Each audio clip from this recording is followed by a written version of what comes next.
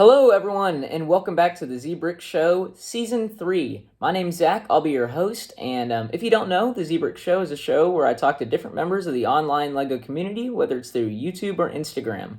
So here we are, it's this summer, last summer was Season 2, and now we're finally on to Season 3. It should be a lot of fun.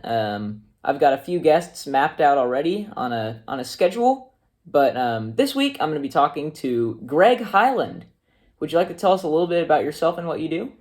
Oh, sure.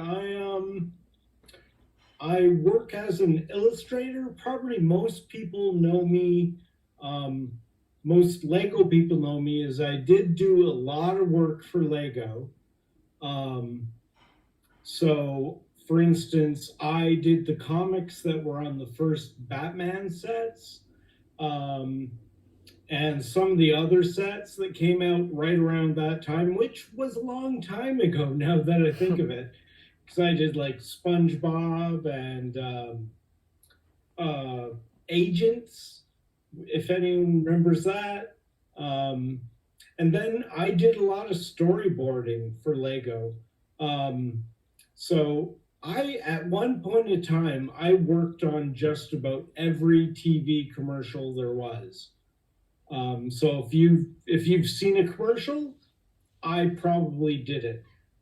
Recently, they've restructured, and I haven't been doing as much, and that's sort of too bad. I did also like storyboarded like cartoons that were on their website.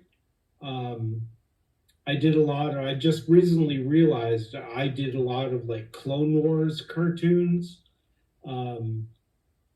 And I did some set design. I at one point in time I did all sorts of work for Lego. To the point of they were actually trying to get me to move to Connecticut to work full time for them, which would have been awesome, and it didn't work out.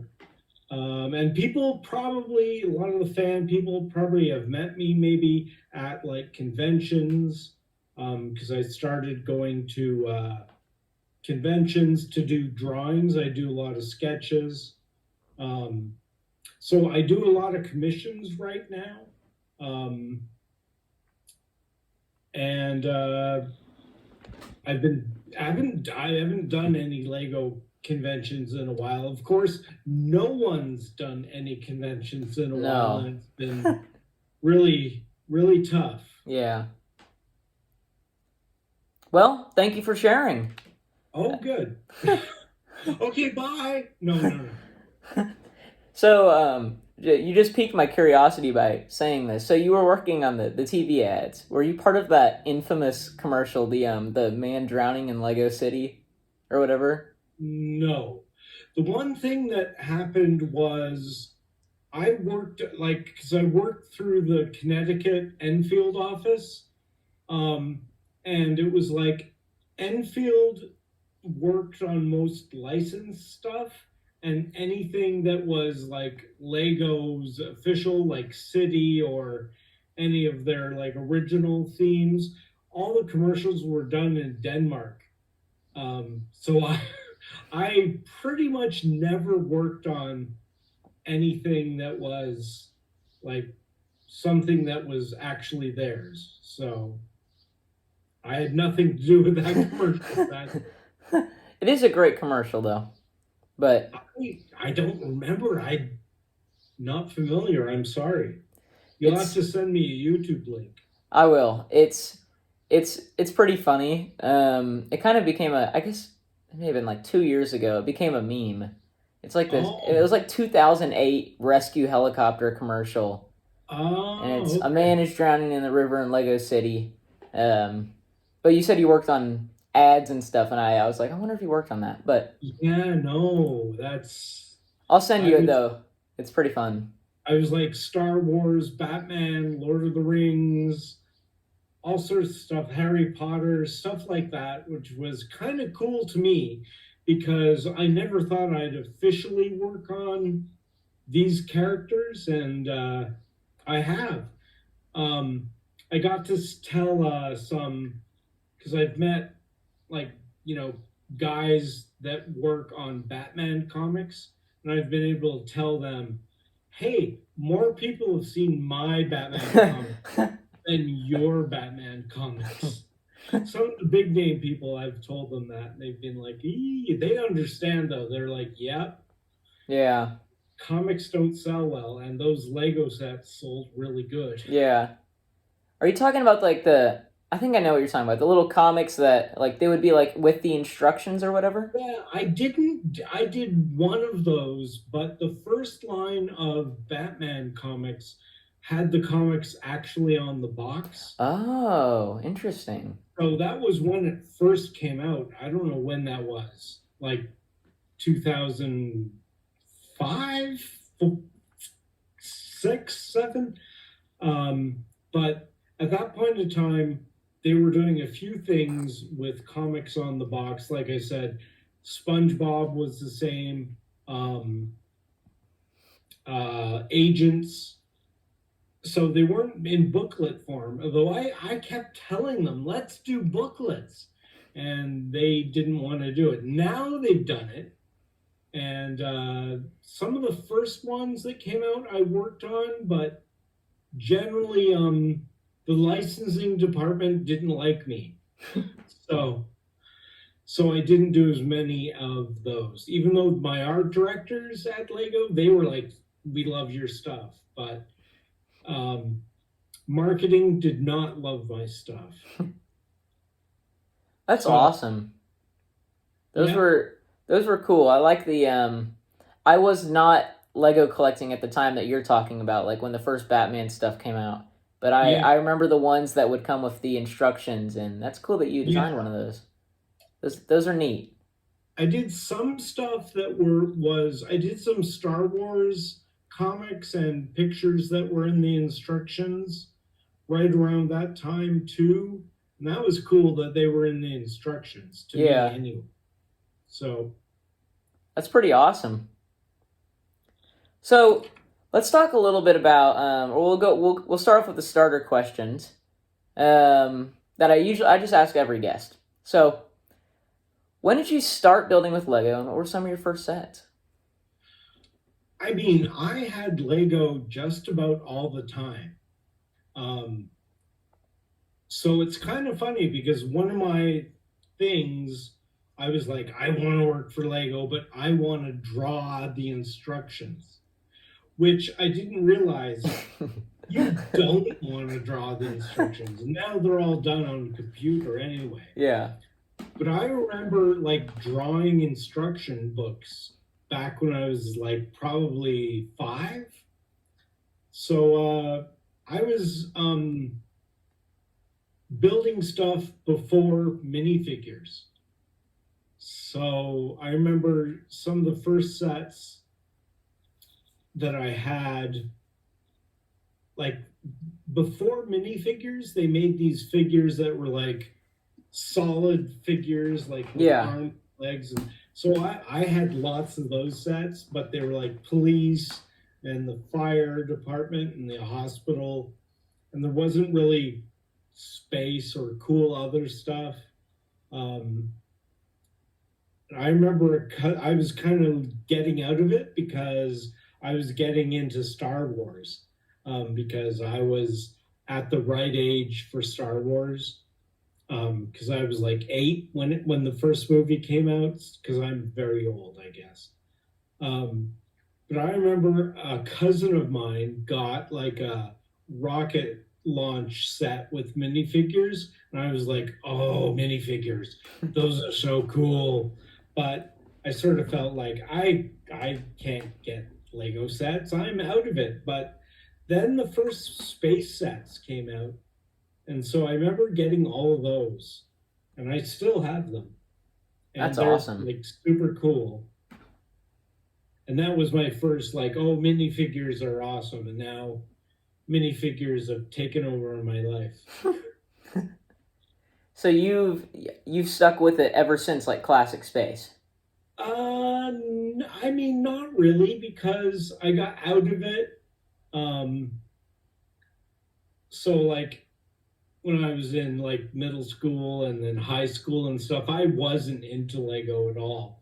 And it wasn't until afterwards, because I focused on making my own comic. I did a comic called Lethargic Lad, which I did for about 20 years.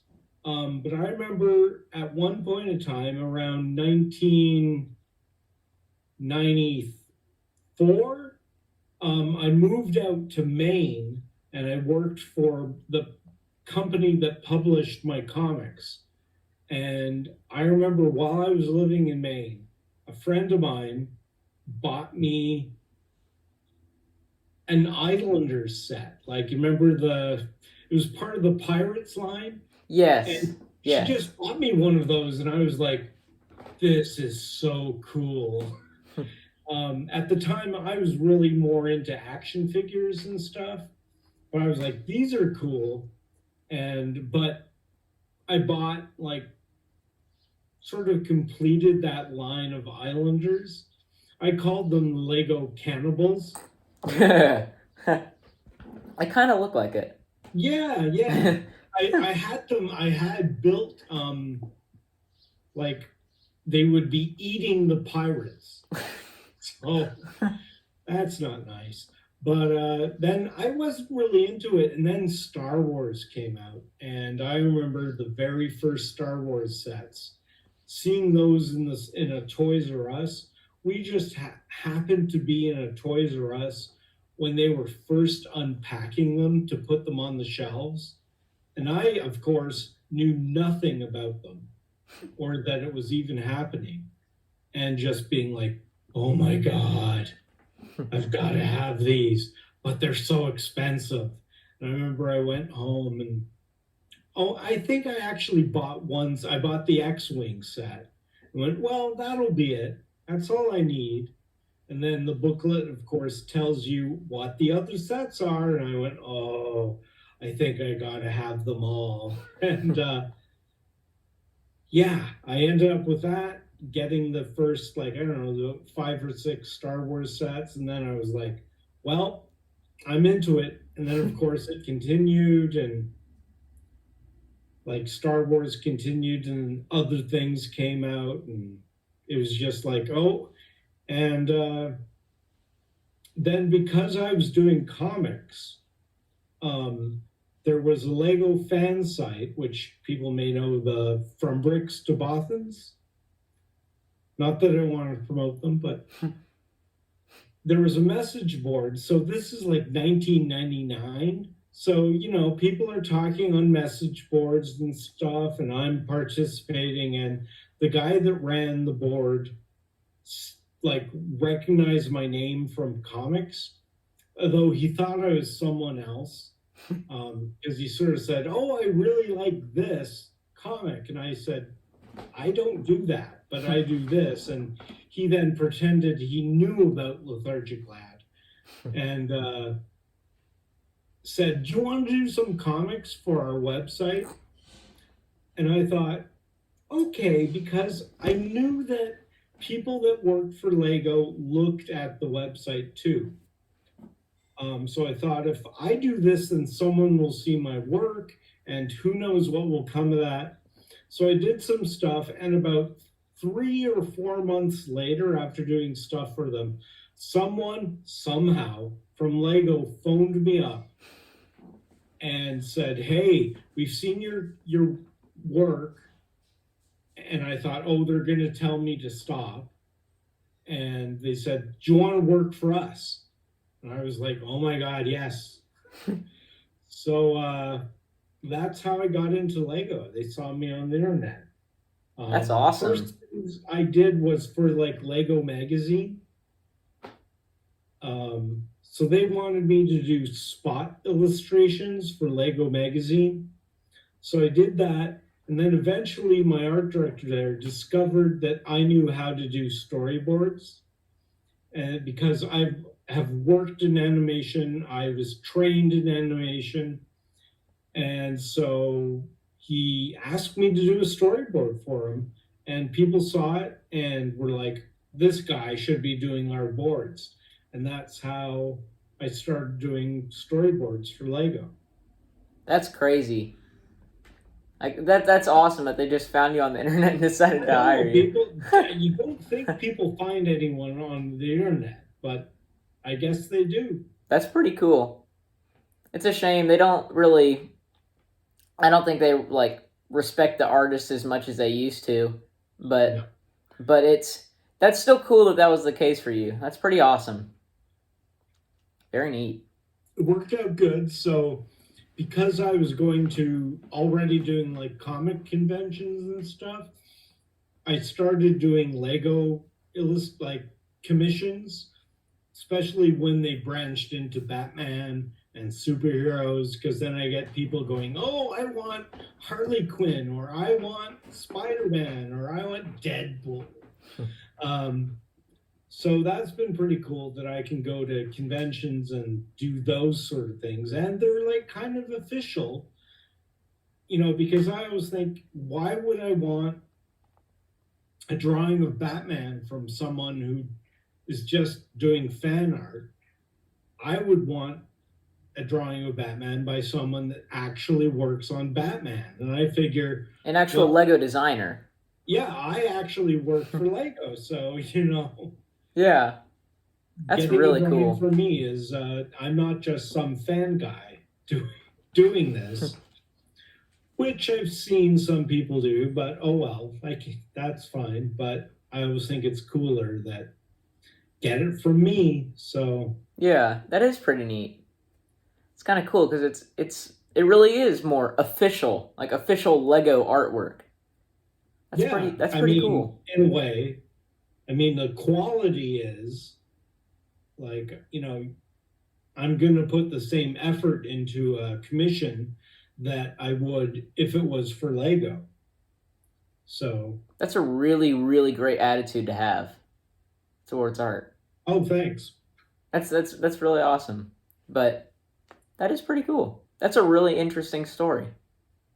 And by the way, I'm still doing commissions. So yeah. if someone wants to contact me, I will do convention style commissions. So if you say, I want a drawing of Deadpool, I'll do one for you. Or I've been branching into doing comic cover recreations. So it's a larger commission, and I recreate a comic book cover, and I do the logo and all the type and all the trade dress, like the number 5 or all that stuff, and try and do an accurate as I can version of the cover, except with minifigures instead of, regular drawings. Yeah. I think I've seen those. They're pretty cool. Very neat stuff. And I forgot to mention this earlier, but his, as per usual, you're not on YouTube, are you? Not really, because I don't know what I would do. That's okay. But I guess in that case, his Instagram, and I will, I guess I'll put like your website. They'll be linked down below. Well, yeah, I've got a few websites now because I actually had someone else tell me I'm difficult to do social media stuff because I have so many websites because I've been on the internet longer than most people have. So I haven't been consistent with naming everything the same, and it's too late for me to fix it. So since Lego stopped giving me a lot of work, it's been about 3 years, I thought, well, I've got time to try and focus on my own thing. So I've been doing, I started doing a series of books called Monster Atlas, which I, draw like as kind of realistic as possible. What it is a guidebook to monsters in the world, and I show maps of where those monsters are. And we cover things like cryptids, like Bigfoot, but also legend monsters and movie and TV monsters, and show you where they are and put it all on a map. So I've got that. That's, for instance, is at a website called monsteratlas.com. And then recently I started doing my own daily comic strip called Frog Crisis. Yes. Which doesn't look like anything else I do. So that's at frogcrisis.com. And I started it as a practice to try and do a daily comic because I was doing the Lethargic Lad for a long time, and then stuff happened, and the website's down, although I will get it back soon. But I started up frogcrisis.com to try something different. And how I do that is I give myself like 15 minutes a day, and I've got to do a comic from start to finish in 15 minutes. So they look a little rushed, but people like the look I've kind of developed for Frog Crisis. I had the idea of, like, can I do a daily comic? And I first set out to do a week's worth, and I did it. And I thought, I'll see if I can do a month's worth. And I did that. And so far, I've been doing it for over 2 years. And those are pretty cool. I do like 600 strips. I like seeing them. They're very fun. Oh, good. And I like your you've been live streaming it too, right? On Instagram, Greg Draws a Frog. On Instagram Live, so that's as close as I get to YouTube. On Instagram Live, I started a thing called Greg Draws a Frog, where I draw a frog every week, and you can watch it. Because some of the other people I know who do live drawing streaming, I was on one of their shows, and they were like, you should have your own show. And I thought, okay, I don't know how. But someone then else said, you should do Instagram Live. That might be a good place, because I'm by myself. Because I've noticed a lot of people on YouTube or live streaming, they have someone else helping them and doing stuff and I thought, I don't have anybody. Although I did have someone volunteer. But anyway, I managed doing the Greg Draws a Frog. And so if you're on Instagram, I'm on Instagram at Greg Hyland Creepy Artist. And there's, again, a story behind that, and I can't change it now. I've promoted too many things in print, so it's like I can't change it. So, well, that's going to be linked down below too, so they can go check that out, and they can see all your awesome stuff in your Greg Draws a Frog. That is a very fun series. Oh, good. I like the Pennywise one you did. I like that one too, because I asked people to send in requests. Because my frog character, I can kind of draw it wearing costumes to become different characters. So yeah, someone was like, do Pennywise. And I thought, I never would have thought of that. But awesome. And it turned out good. I think that was the first one I did. Yeah, that is a very neat one. It's very different, but... So if you've got an idea, let me know, and I'll do it. Well, you may have a few requests coming in from the viewers soon. I hope so. I've also, if there's viewers, I've also got a Patreon page. So it's patreon.com/frogcrisis. So I put up Frog Crisis comics, and I put up anything else I'm doing. So I preview Monster Atlas art there. If I'm doing Lego commissions, I show them there too. Just anything that I'm working on, I put up there.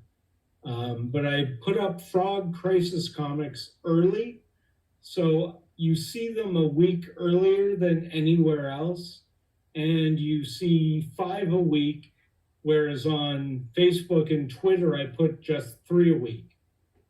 So you're getting something if you join up there, because as you sort of said, no conventions this year, last year, and so that's really hurt people like me, because I sold books, and I did commissions at shows, so I kind of gotta hope that I can get like mail order stuff, so and get the word out. I find one of the things with my Monster Atlas books is when people see them when I'm at a table, they open them up and go, "Oh my God, I gotta have this."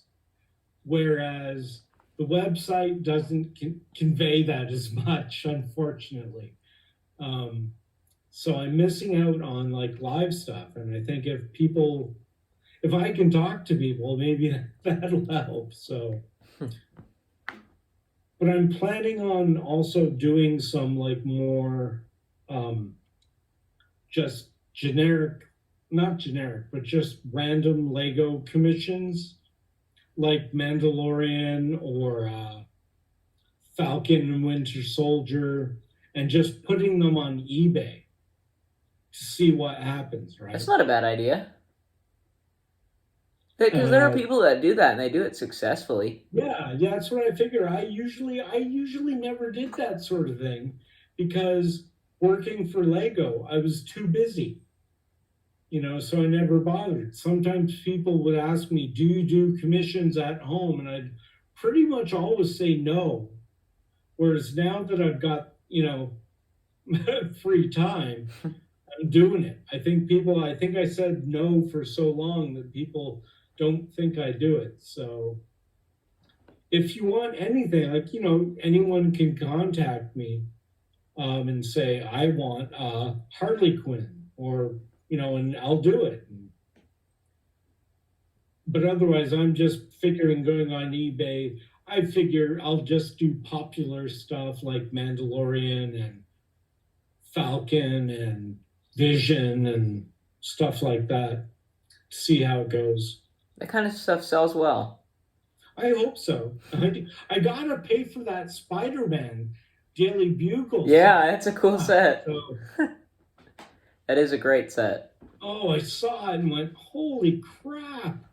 I can't believe it." Yeah, I don't think anyone thought it would be that good. About it is they promoted it with like a comic book cover. Yes.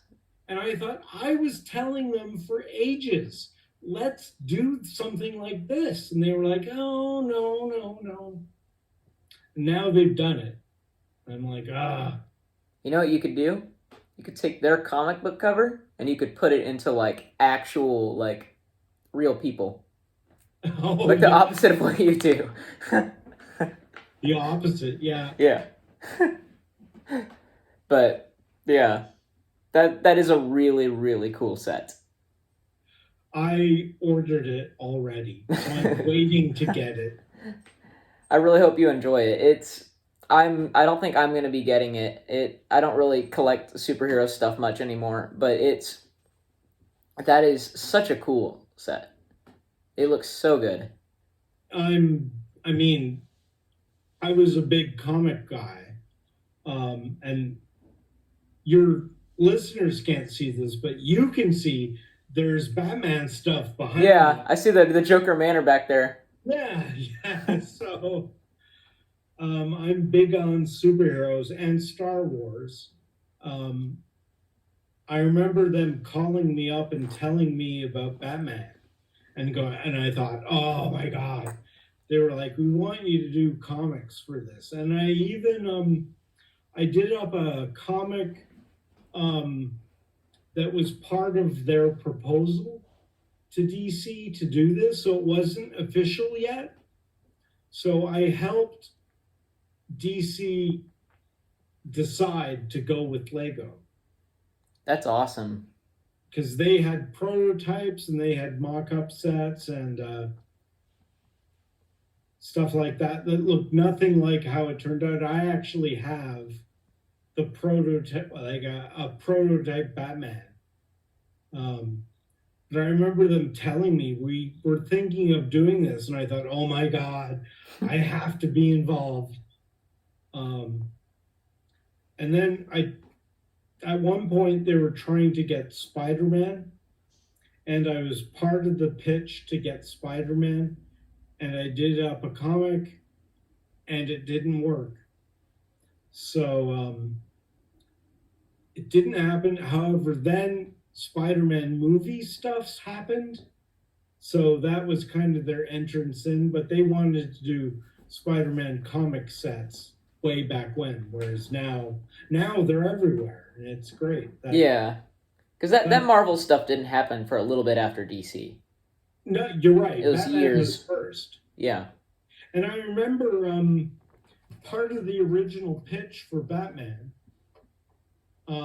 They wanted Superman in there, and they were told, can't do Superman. It's a different thing.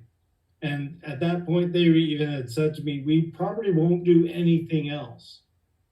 And then all of a sudden, they got probably because the Marvel stuff did good.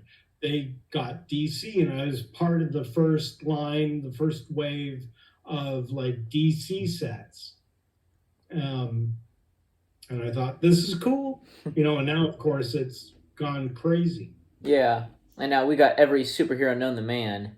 Pretty much. I mean, with those what are those Lego Batman movie sets, we got all the most obscure characters. Oh, yeah. I would say we have plenty of DC characters for now. Yeah. And with this Marvel set now, the Daily Bugle, we got plenty of the other obscure characters too. Like so many different characters. Punisher? Oh my gosh, yeah. That's worth the price right there. Never thought we would get a Punisher figure in a set. An official one, too. Yeah, it's so weird. It's a weird thing. I haven't really seen a picture of Punisher and what it looks like, so I can't wait. He's pretty cool. The Daredevil looks awesome. Yes. So. Probably the most popular figure in the set. Yeah. He's all over Instagram. I cannot go 2 seconds without seeing him. But good. I'll have to do commissions of that. Then. Oh my gosh, yeah. Custom artwork of the Daredevil minifigure.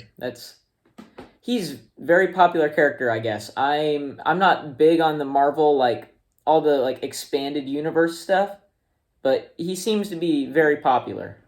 Yeah. So yeah. I kind of fell out with comics. But the movie universe is what's real to me now. Yeah.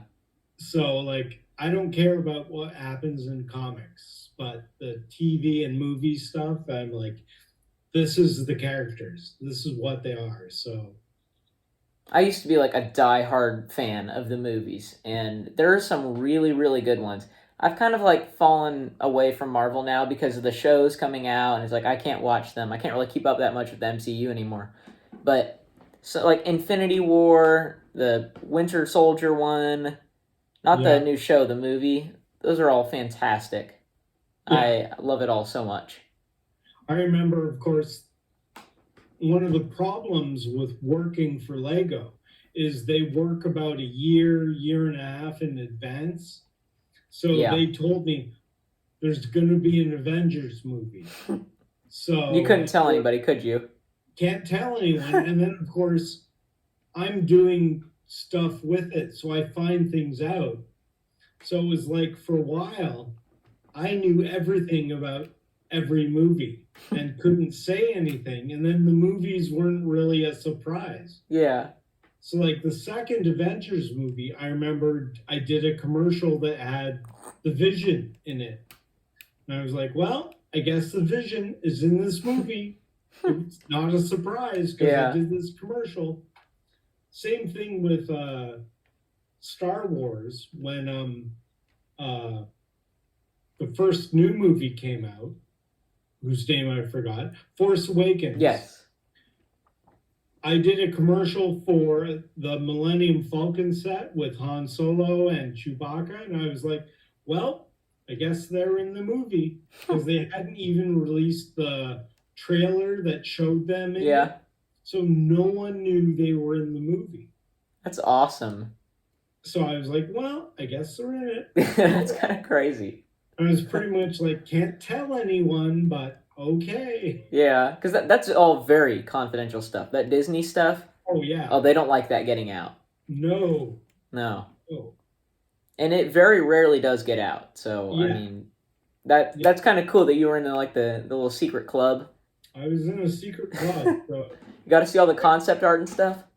some of it, yeah, because that's all we had. That's how they make the sets and stuff, isn't it? Yeah, Concept art? pretty much. I remember I did a lot of work with Rogue One, and so I had all sorts of concept art, and I was like, "What is this about?"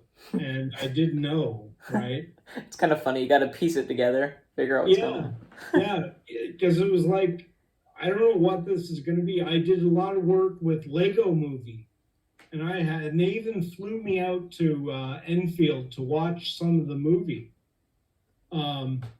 And I was like, I have no idea what this is about. And I had to write commercials because they had me write some commercials too. I wrote commercials for some of the first sets that came out, and I was like, I have no idea what this is about. It doesn't make sense. The stuff you showed me and the sets, I don't see how they relate. So I remember going to Lego Movie on the opening night and thinking, this will be great, but I have no idea what this movie will be about. That's kind of So funny. it made it fun. So That's really crazy. Man.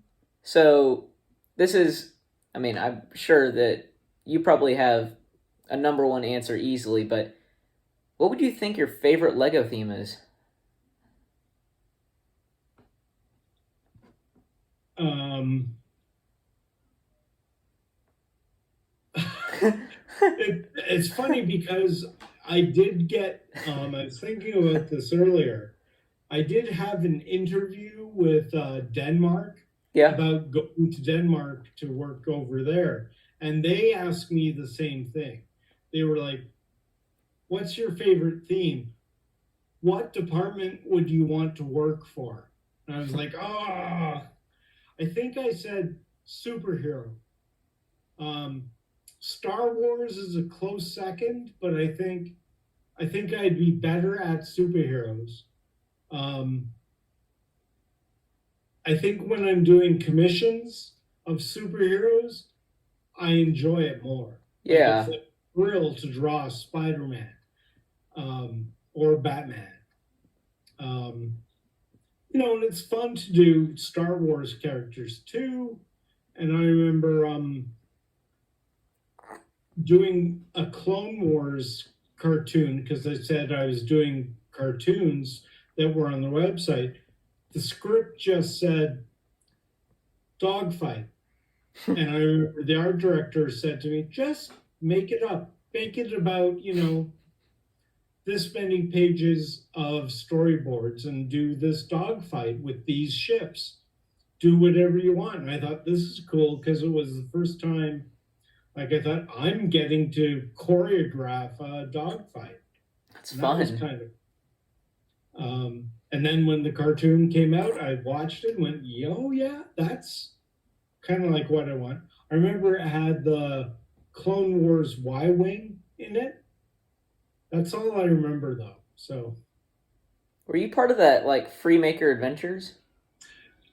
very early on, and I thought I'd do more, but I didn't. I did some of the very, very early concept work, and I storyboarded a trailer for it. And I also worked on, they had another thing. Maybe it was the same. Maybe it was that. I can't remember. No, they had Yoda Chronicles. Yeah, I was thinking of that too. I worked on that very early on. And I storyboarded some cartoons that were on the website, but weren't like part of the big specials or anything like that. So website stuff I did. So I only did a very little bit of the Freemaker stuff, And I did more Yoda Chronicles. Yeah. I never watched the Yoda Chronicles, but I really enjoyed Freemaker Adventures. That was I feel like I'm one of the very few that really liked Freemaker Adventures. Oh, well, I that's don't think fine. there's many of us. No. But I found it very entertaining. So I like the sets too. They were very different. Yeah, I remember I did something with the sets. I can't remember what. I think they asked me to look at them and as a nerd see what I think and make any suggestions. So I did that. There was a few times also with Star Wars they were like, we're going to do this set. What should the name be? And so I named the set. That's kind of cool. Because they were like, we don't know. Like, yeah. I think the theme of this podcast episode is just me and everyone else finding out that you run so much behind the scenes stuff at Lego that like nobody knew about. That's kind of funny. I mean, you named sets, you did the comics, you all sorts of cool stuff. You kind of contributed to like Lego Batman existing, which is pretty neat. And I don't know how many people knew that, but that's some really cool stuff. It's very neat. It was fun. I wish I was still doing it, but they restructured and let go pretty much all my art directors about 3 years ago. So when they got rid of them, they got rid of me as well.